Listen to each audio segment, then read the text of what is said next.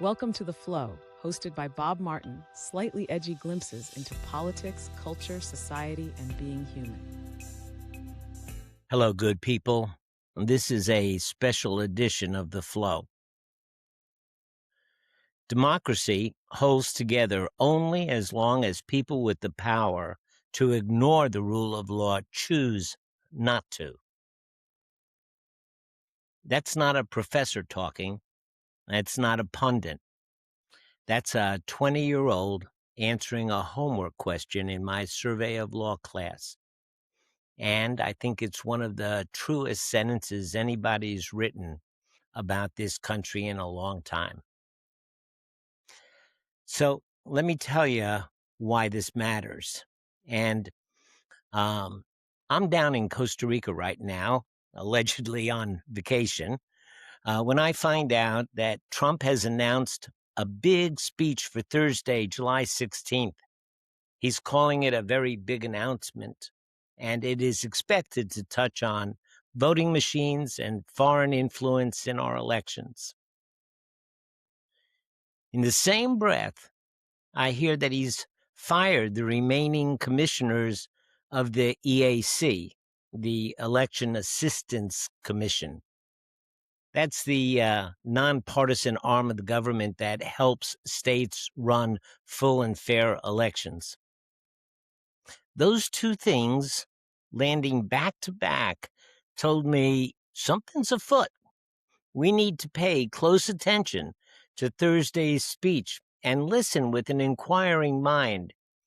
Now, if this is landing with you, hit like, drop a comment, and share it. And if you want to keep up with the flow, go ahead and subscribe. It would mean a lot. So here's what I want you to keep in mind going into this Thursday big announcement speech.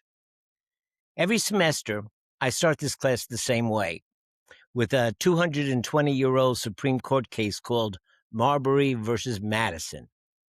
Now, if you took a civics class, you might remember it.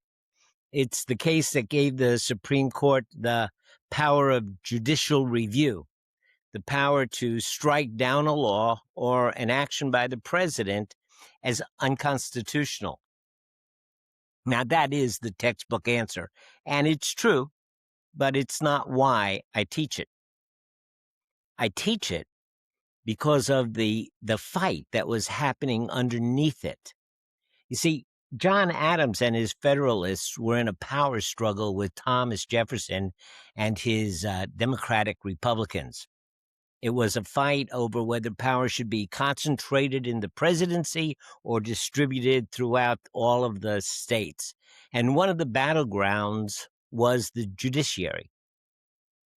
Adams lost the election of 1800, and in the last weeks of office, he rushed through dozens of Federalist judicial appointments confirmed by a Federalist Congress on its way out the door.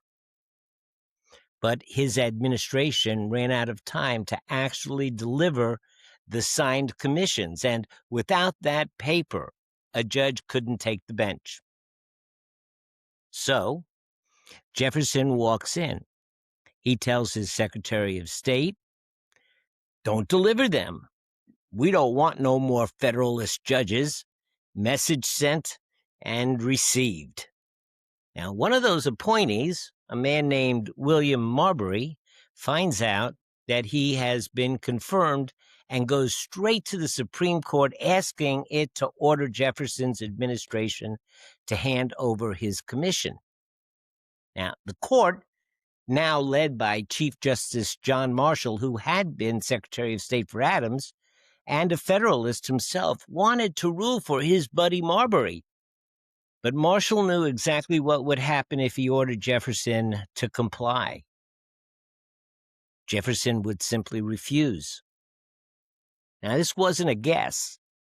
Jefferson had already shown his hand in Congress, at his direction, canceled the Supreme Court's entire term for over a year, effectively suspending the court just to keep this case from being heard on the court's terms.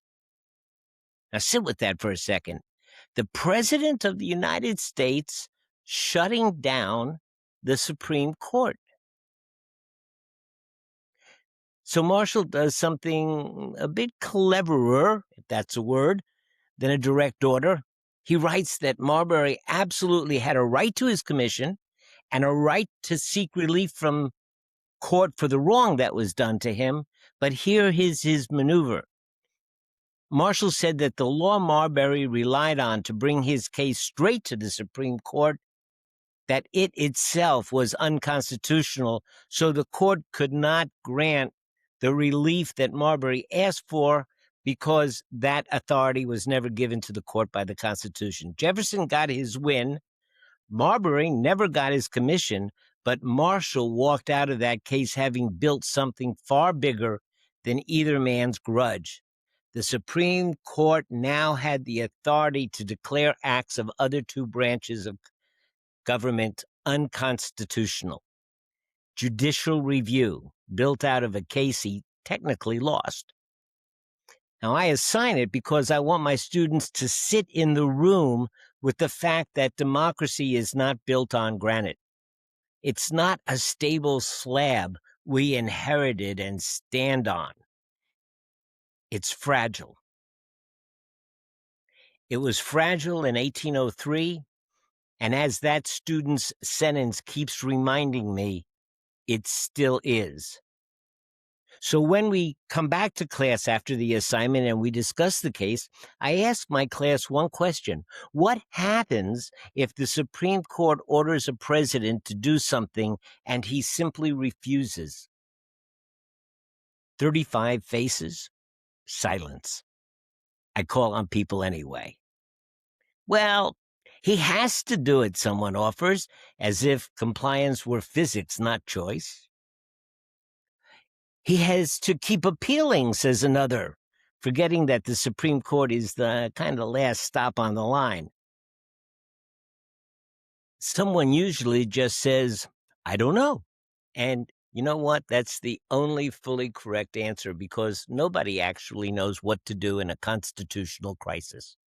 And we're watching the answer get written in real time in the running tally of court rulings this administration has narrowed or delayed or just simply not complied with.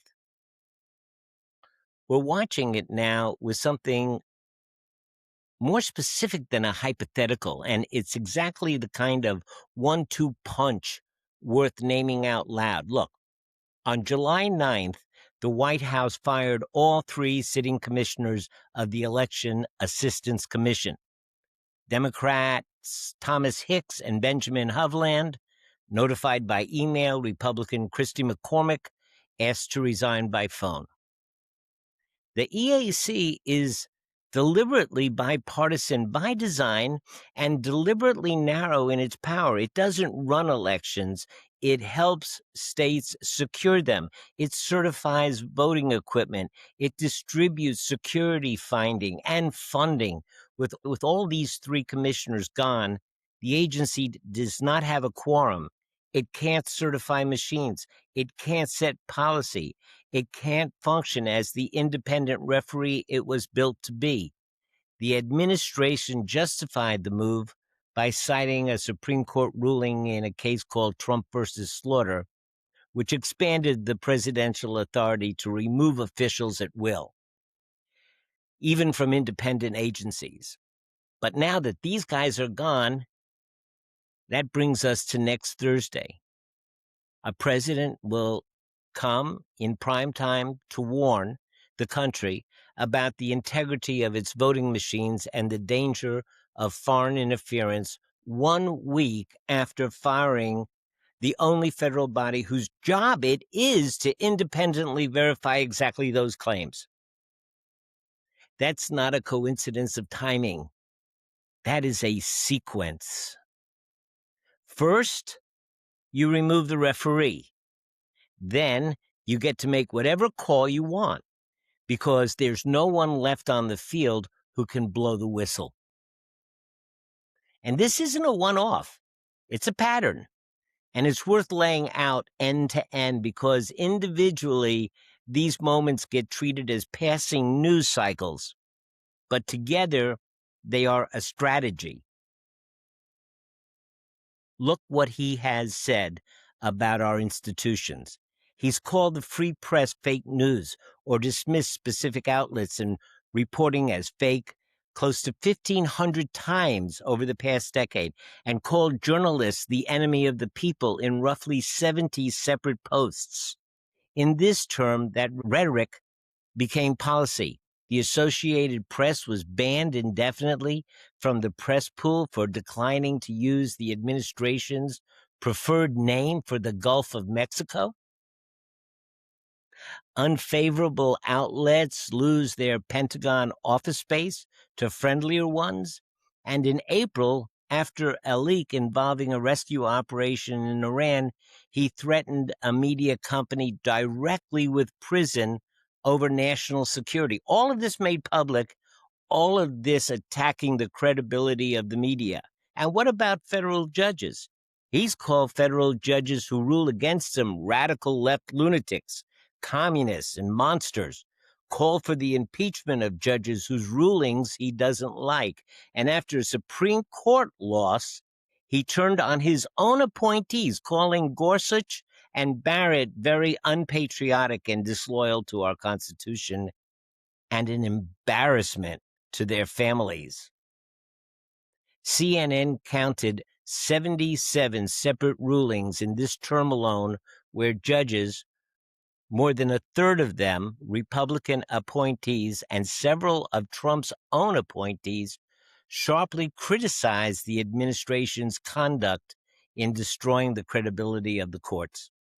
He told the country standing at a press conference in Helsinki, standing beside Vladimir Putin, that he believed Putin's denial of election interference over the unanimous conclusion of all 17 U.S. intelligence agencies, again casting aspersions on our institutions. Years later, unprompted, he went back and called those same intelligence officials lowlifes. And he has spent years promising to demolish the deep state, whatever that is, by one count, invoking that phrase more than 50 times.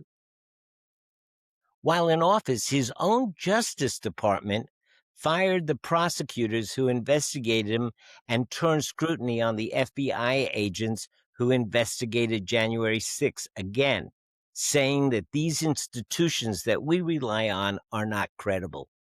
None of this is a policy disagreement. A policy disagreement is arguable on its merits. This is something else. It's a sustained effort to convince the public that the referees, the press, the courts, the intelligence community, the Justice Department cannot be trusted at all. And once people believe every referee is corrupt, the only voice left standing is the one telling them so. The founders put elections in the hands of the states on purpose.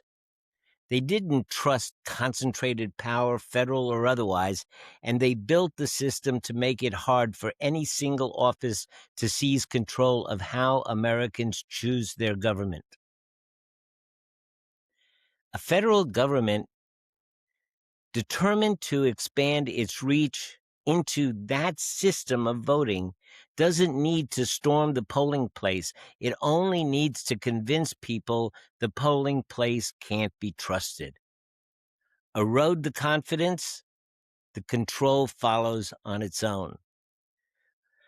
Which brings me back to the quote from my student: democracy runs on trust.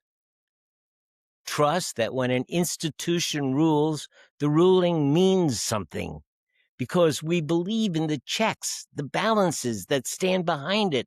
That belief is what lets us feel we still have a voice, that this is still a government of the people. Even when we lose an argument inside of that system, we accept it. But take the trust away, piece by piece, cut by cut, and what's left isn't stability. It's a vacuum. And vacuums get filled by whoever's willing to act instead of ask. The Supreme Court doesn't have an army. It doesn't have a wallet. When it issues a ruling, it's relying entirely on the goodwill of everyone bound by it. the legislature, the president, and the citizen alike to say, yes, we accept this because that's what a nation of laws does. Even the marshals, who might theoretically enforce a court order, answer ultimately to the executive branch, not to the judiciary. There's no bailiff marching to the White House. Chief Justice Marshall found a way to assert the court's authority without daring Jefferson to ignore it outright, because he understood exactly how thin the ice was. 220 years later, we're finding out, ruling by ruling, just how thin it still is, and whether enough people with the power to ignore the rule of law will keep choosing not to. The one thing that can stop this race to chaos, the one thing that can restore a balance of power, that can answer the call to hold our leaders to the rule of law, that can rescue the credibility of our democratic republic, is a full and fair election in November. And that is the one thing this administration cannot allow. The polls tell us so.